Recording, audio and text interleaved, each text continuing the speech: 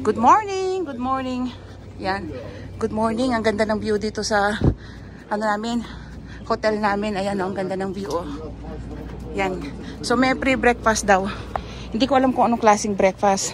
Tignan natin kung masarap. Pero palagay ko, simple lang ito. Mga tinapay lang. Gatas, cereal, ganyan. Sasamahan ko lang si Bunso. Kukuha kami ng free breakfast kahit na kape lang. Kasi ang kape rin dito, $2.50 hanggang $4 ang isang kape. So, kukuha na ako ng kape. Babaunin namin sa sasakyan kung libre. Ayun, may prutas pala. Oh, there's a pancake na. Good. There. Hello!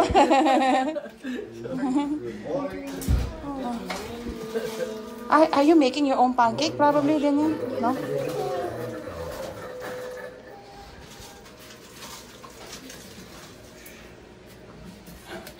Oh, I'm gonna make coffee for that.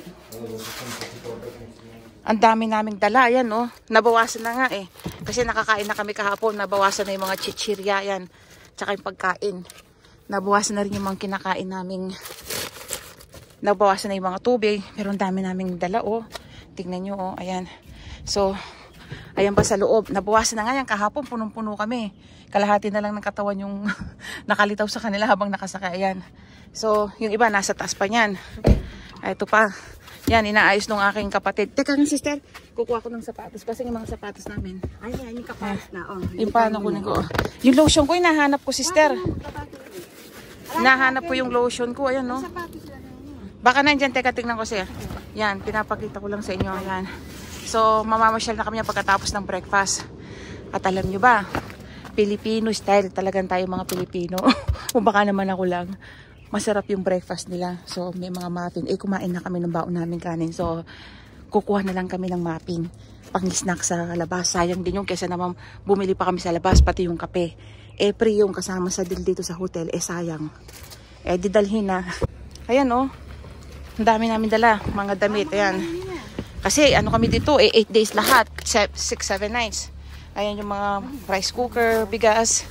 Ano to? Ay, yung mga soft drinks, tubig. Bigas yan, sister. Pinakailalim yan. Ayan, may mga, pati mga plastic na pagtatapunan namin basura. May baong kami. Kompleto, no? Ayan. So, ganyan ang buhay namin dito sa abroad pag mga nagta-travel kami. Tipid talaga. So, ayan. Paalis na kami. Ayan, ready na. Yan yung sasakyan namin. Ready na kaming umalis. Oh. Tingnan ko uli yung view sa likod ng, sa harap ng hotel. Ayan. Ganda, no? So, papunta na kami sa aming mga papasyalan. Ready na. Yan. Para tayong Indiana Jones sa suot natin. Ayan, no? Para akong nagsasafari. Ayan. Okay. Enjoy na natin tong araw na to sa pamamasyal. Ayan. Paalis na tayo ng hotel at papunta na tayo sa aming unang destination. Pupunta kami ngayon ng tinatawag nilang park na Hoodoo Trail. Ayan. So, isa siyang small town, no? Ganda. Ito yung small town dito sa Drumheller, Alberta, Canada. Meron tong isang famous tourist spot. Actually, marami siyang tourist spot. Tsaka, kung di ako nagkakamali, ate, merong itong National Park, no? Ayun yung sementeryo nila, oh. Ang cute ng sementeryo nila, ayan, no? Ang liit, no? Oh, ayan. Ganito yung mga uri ng sementeryo dito. Walang mga nicho. Usually sa lupa, sa ilalim ng lupa. Yan. Yan yung sementeryo dito. Ang ganda niya, no? Malinis tignan, no? Yan. So, ayan yung mga, may mga heavy equipment din pala. So, ayan yung small town ng Drumheller, Alberta. Tapos, sa likod at sa kabila niya, sa harap, eh, napapaikutan siya ng magagandang view. Ayan yung mga, hindi ko alam, ate, kung anong tawag sa mga na to.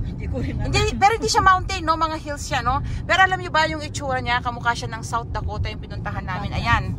Para siyang Badlands. Pag sinasabi lang Badlands, usually maraming langis yan. Kumbaga, ito yung pinagpupugaran ng mga dinosaur million of years ago. No, ate? Yan. Usually may mga langis-langis yan. Ayan. Kita nyo, meron silang mga, siguro pang hukay itong mga tonote. O kaya pang, no? Yan, no? Ganda ng view, no? Ayan. So, enjoy enjoy natin. Ayan.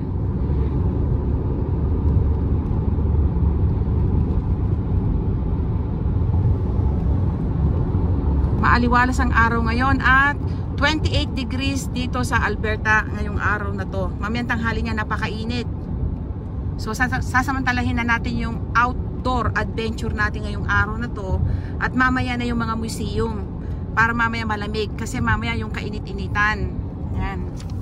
Ang ganda, no?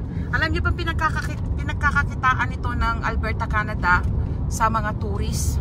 Marami mga turista ditong pumupunta taon-taon, buong taon. At higit sa lahat, pinagkakakitaan niya ito sa mga fossils. Siguro ate binibili yung mga fossils dito, no? Meron ako nakita ng store doon na. Madami silang fossils ng mga dinosaur, mga extinct na animals, hayop noong unang panahon na nahuhukay dito, lalong-lalo na yung dinosaur. Maraming mga fossils ng mga dinosaur at kung baka nga binibenta pa yun sa mga ibang bansa, no, ginagamit sa mga museum. Kasi talagang marami dito. Ayan, kita nyo, pag ganyan ang uri ng mga lupa, tinatawag nilang badlands. Yan ay maraming fossil yan, maraming langis yan. Noong panahon, mga million years ago, maraming mga dinosaur ang nanirahan dito. Nabuhay. Ayan. Ayan, enjoy natin ang view dito sa Drumheller, Alberta, Canada. Ang tinatawag nilang badlands. Dito sa Drumheller.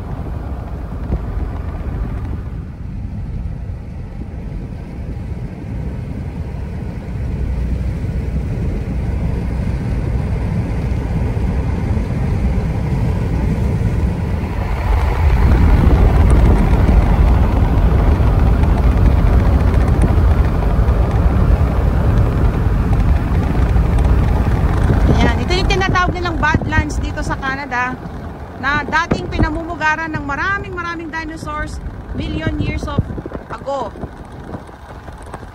Ilang milyon taon nang nakakaraan, ito ay pinagpupugaran ng mga dinosaur. Kaya ito'y sagana sa langis. Kaya nga ang probinsya ng Alberta ay isang mayamang probinsya ng Canada.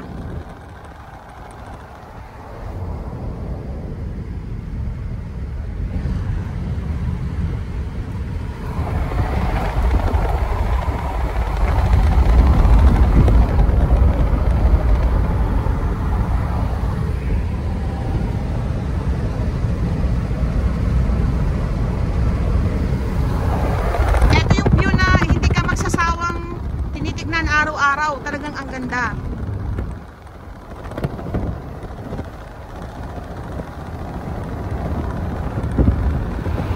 Ayan yung mga trailer park. Yung mga trailer na ayaw magrenta ng mga hotel o mga houses, dito sila nagpa-park.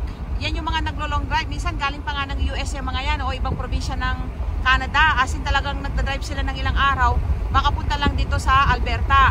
Kasi next week, July 1st week, magkakaroon ng stampede dito sa Alberta. Yung parang mga karera ng mga kabayo, yung parang mga cowboy style na festival, yung mga maraming kabayo, baka, na linalaro or pinapalaro. Yun ay isang tourist spot o isang festival na dinadayuhan ng mga turista mula sa iba't ibang bansa at iba't ibang bahagi ng Canada na ito'y dinadaluhan taon-taon dahil ito'y isang masayang festival.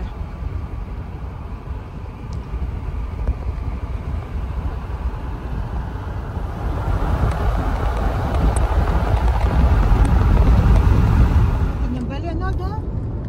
Alag mo na, kakyo na. Harap at kulot ka, nakalag yung bali na niya. Inyang view.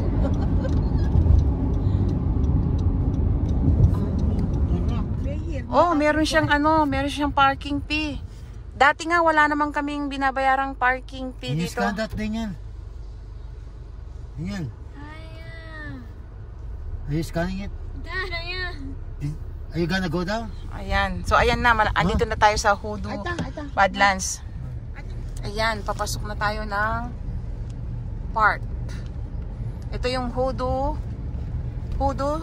Trail. Ayan oh, ang ganda oh. Parang naiba. Ayun na yun. Hindi naman pala nag-iba yung itsura. Ayan. So, sinwerte kami. Kasi, dapat may bayad yung parking lot dito. Siguro mga $10 or $15. Ganyan. Or $20. Sa isang araw, ganyan. Sinwerte kami at maaga kami dumating kasi yung palang parking lot nila libre pag dumating ka ng before 9 a.m. Dumating kami ng before 9 a.m. So, swerte. Libre kami sa parking lot. Nakatipid. Kung nagustuhan nyo aking video, huwag nyong kalimutang i-like at huwag nyo rin kalimutang mag-subscribe.